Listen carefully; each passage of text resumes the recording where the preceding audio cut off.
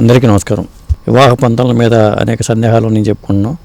మరి రాజేశ్వరి గారు, పప్పు రాజేశ్వరి గారు జ్యోతిష రంగంలో ఉన్నారు కాబట్టి మేడం ఏమంటారో మనం చూద్దాం. నమస్కారం అండి. నమస్తే అండి.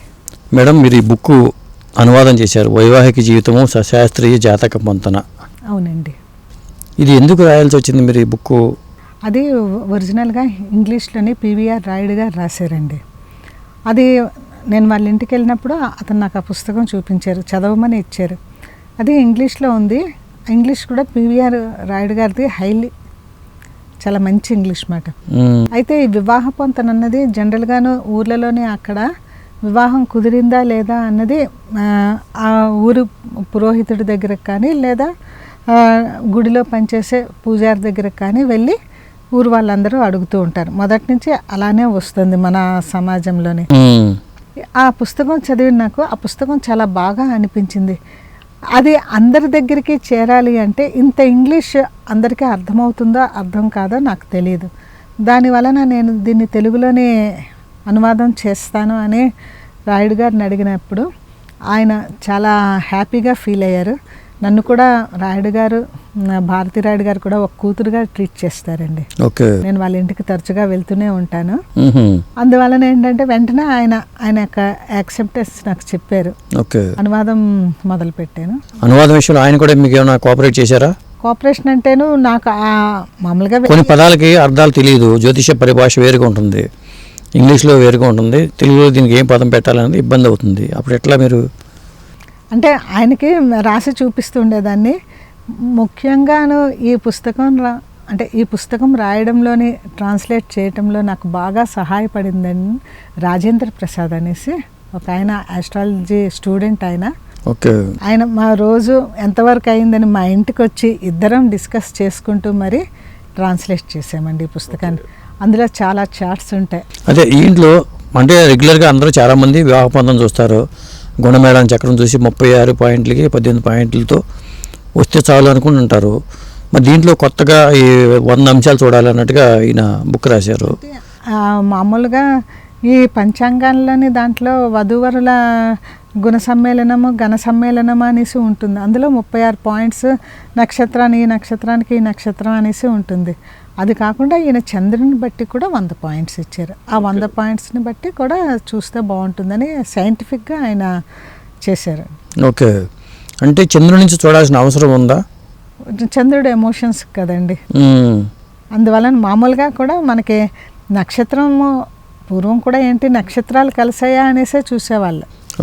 నక్షత్రం అంటే చంద్రుడికి సంబంధించిందే కదా. చంద్రుడు ఏ నక్షత్రంలో ఉంటే అదే మన జన్మ నక్షత్రం అవుతుంది కదా.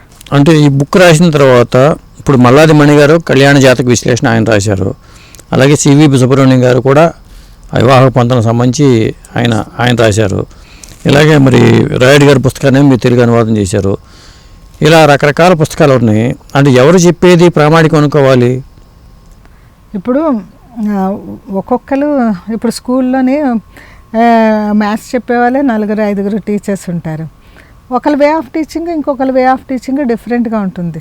అదేవిధంగా ఇది కూడా అంతే. ఓకే, మరి వివాహం విషయానికి వచ్చేసరికి అన్నీ చూసి చేసుకున్నా కానీ విడిపోతున్నారు. దానికి తప్పు పట్టాల్సింది జ్యోతిష్కులనా లేకపోతే మరి ఆ దంపతులనా, తల్లిదండ్రులనా? జ్యోతిష్కుల్ని తప్పు పట్టాలి అనేసి అనుకోవటం అంటే వాళ్ళది కూడా తప్పు ఉండొచ్చు, కానీ ఒక జ్యోతిష్కురాలుగా నేను మాత్రం అట్లా చెప్పలేను. ఉంటుంది పేరెంట్స్ది కూడా అండి. కరెక్ట్ టైం లేకపోతే కష్టం కదండి. ఫస్ట్ పాయింట్, మనము కరెక్ట్ టైము వాళ్ళకి జ్యోతిష్కులకి ఇచ్చినప్పుడు వాళ్ళు తప్పు చెప్పే అవకాశం కూడా ఉండదు కదా. నేను ఆ మధ్య యూట్యూబ్లో ఒక వీడియో చేశాను. అందులో ఒక పెద్ద ఆయన ఎవరో, అంటే నాకు వాళ్ళ పేరు అవి గుర్తేమీ ఉండవు, మామూలుగా బాగా కుజదోషం అది ఉంటే టైం తప్పిచ్చేసేయండి, ఏముంది అక్కడ పెళ్లి జరిగిపోతుంది, తర్వాత ఇక్కడ ఎలాగో పరిహారాలు చేస్తున్నారు కదా అనేసి అన్నారు. అయితే ఇది ఒకళ్ళని అనటం కాదు, పూర్వకాలం నుంచి జరుగుతున్నదేనంట. నాకు వేరే ఆస్ట్రాలజిస్ట్ కూడా చెప్పారు. ఏమైనా దోషం ఉంటే కొంచెం టైం మార్చేస్తారు, పెళ్ళిళ్ళు చేసేస్తారు. అందువల్ల కూడా జరగవచ్చు. అదేంటంటే marriages are made in heaven అని ఇంగ్లీష్లో అంటారు, పెళ్ళిళ్ళు స్వర్గంలో జరుగుతాయని తెలుగులో అంటారు. నేనేమంటాను, రుణానుబంధ రూపేణ పతి పత్ని సుతాలయాహ అంటాను. అది ఒక పతి పత్నికనే కాదు, మన ఇంటికి ఎవరైనా గెస్ట్ వచ్చారంటే వాళ్ళకి మనం కాఫీ ఇచ్చామంటే అది కూడా రుణమనే, అంటే నా సిద్ధాంతం ప్రకారం. అందుకు ఎంత జాతకాలు చూసినా ఏదైనా సరే అక్కడ రుణం లేనిదే ఇక్కడ పెళ్ళి కాదు. రుణం ఆ అమ్మాయికి ఆ అబ్బాయికి రుణం అని తెలిసినప్పుడు మన కళ్ళు మనల్నే కప్పేస్తాయండి. అక్కడ జాతకాలు కూడా పనిచేయవు, నా అభిప్రాయం. మిగతా వాళ్ళది నాకు. మీరు వివాహ పొందాలని చూస్తూ ఉంటారా? ఒక 2-3 చూసాను. జనరల్గా నేను నా వృత్తి కాదండి, నాది ప్రవృత్తి మాత్రమే. నాకు చాలా ఇంట్రెస్ట్. చాలామంది అంటారు బోర్డు పెట్టుకొని చెప్పొచ్చు కదా అంటారు, కానీ మీరు జాతకాలు చూడరు? చూస్తాను, ఎందుకు చూడను. నాకు పంపిస్తారు చాలామంది, వాళ్ళకి చెప్తూ ఉంటాను. నా ఫ్రెండ్ సర్కిల్స్ కూడా వాళ్ళు పంపిస్తారు, చెప్తూ ఉంటాను. చూడకపోవటం అంటూ లేదు. వృత్తిగా చేసుకోలేదు. అదే నాకు ఎవరైనా జాతకం ఇస్తే నేను పలానా టైంకి ఇస్తానని కూడా నేను చెప్పనండి.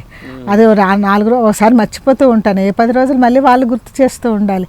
అదే వృత్తి అనుకోండి, దానికి నేను బైండ్ అవ్వాలి. నేను బైండింగ్ అదేం పెట్టుకోలేదు. ఓకే. ఇంకొకటి, అసలు జాతకాలు లేని వాళ్ళు ఉంటారు కొంతమంది, రాసి ఉండవు. అప్పుడు పేర్లు చూసి పెళ్లి చేసుకుంటుంటారు.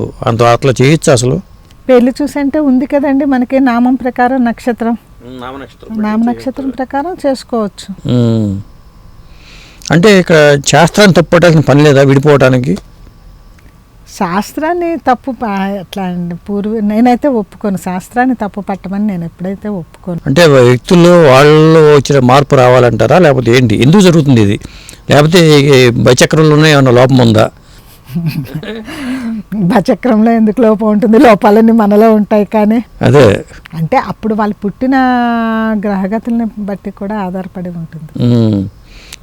ఇప్పుడు అలా కాదండి, ఇప్పుడు ప్రతి ఒక్కరు ఈ మీడియా వచ్చిన తర్వాత ఏదైనా సరే, ఇందులో నా అభిప్రాయంగానే తీసుకోండి, మీడియా బాగా వచ్చిన తర్వాత ప్రతి ఒక్కటి నేర్చుకుంటున్నారు, తెలుసుకుంటున్నారు.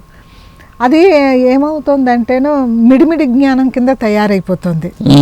సంపూర్ణంగా తెలుసుకోవటానికి ఆ మీడియా ఉపయోగపడదు మనకి.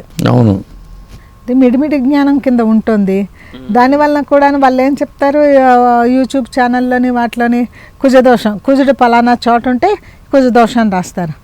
ఆ కుజదోషం ఉన్న వాళ్ళకు కూడా మిగతా గ్రహాల వీక్షణ దృష్టిలు ఇవి అవి అన్ని రకాలు ఉంటాయి కదా, దాన్ని ఎవరు తీసుకోరు. ఒక్క రాశి చక్రమే తీసుకుంటామా, 16 వర్గులు ఉన్నాయి, అవన్నీ కూడా చూడాలి కదా. అవేవి దాటి గురించి ఏమి వివరాలన్నీ ఉండవు మీకు యూట్యూబ్లోనే. అంత వివరాలను కూడా ఎవరు తెలుసుకునే అంత ఉండరు. పెట్టేవాళ్ళు అంటే నమ్మకంతో వాళ్ళ మీద నమ్మకంతో చేసుకోవటమే. మన గురువు గారు చెప్పారు చేసుకుందాం, నమ్మకం ఎంతో ఏదైనా మనం సాధించగలమని. ఇప్పుడు మామూలుగా ఇప్పుడు నాకు కుజుడు నా లగ్నం నుంచి 2వ ఇంట్లో ఉన్నాడు, ఓహో కుజుడు 2వ ఇంట్లో ఉన్నాడు, అయితే నాకు డైవర్స్ అయిపోతుంది, ఇట్లా ఏంటంటే మైండ్లో మనం అలా పెట్టుకున్నాం అనుకోండి, ఆ మైండ్ అలాగే పనిచేస్తుంది. కాదు, కుజుడు 2వ ఇంట్లో ఉంటే నాకేమవుతుంది, నేను హాయిగా ఉంటాను, నాకేం డైవర్స్లు రావనుకున్నా. మన ప్రయత్నం కూడా అదే కుజ నక్షత్రాలకి మినహాయింపు ఉంటుంది అంటారు. గురుదృష్టి ఉన్నప్పుడు కుజదోషం పోతుందంటారు. ఇట్లాంటివి చాలా ఉన్నాయి కదా. కాబట్టి మళ్ళీ కుజుడు చూపించే ప్రభావాన్ని శని చూపిస్తాడంటారు. రాహుకేతులు కూడా లెక్కేస్తూ ఉంటారు. సప్తమ స్థానంలో రాహు ఉన్నా, కేతు ఉన్నా, శని ఉన్నా ఈక్వల్గా కుజదోషంగా సమానంగా చెప్పేవాళ్ళు కూడా ఉన్నారు. ఇప్పుడు 100కి 92% మంది కుజదోషం ఉంటుంది. అయితే అందరూ విడిపోతున్నారా? మరి పూర్వకాలం పెళ్ళిళ్ళు ఇంత కుజదోషాలు ఉన్నాయి అవి అని ఏమి చూసి చేయలేదు కదండి. అదే ఇప్పుడు 40 సంవత్సరాల పెళ్లి చూసుకోండి, ఏదైనా చేయండి, అప్పుడు పెద్దవాళ్ళు ఇన్వాల్వ్మెంట్ ఉండేది, దానివల్ల కుటుంబాలు కలిసి ఉండేవి. ఇంకా ఇప్పుడు ఆ అమ్మాయిలు అందం చందం అవన్నీ చూస్తున్నారు. పూర్వం పెద్ద పెద్ద ఎత్తుపళ్ళు అవన్నీ ఉండేవి, అయినా సరే చేసుకోలేదా వాళ్ళు? ఇప్పటి వరకు కలిసి ఉండట్లేదా? అదేం కాదు.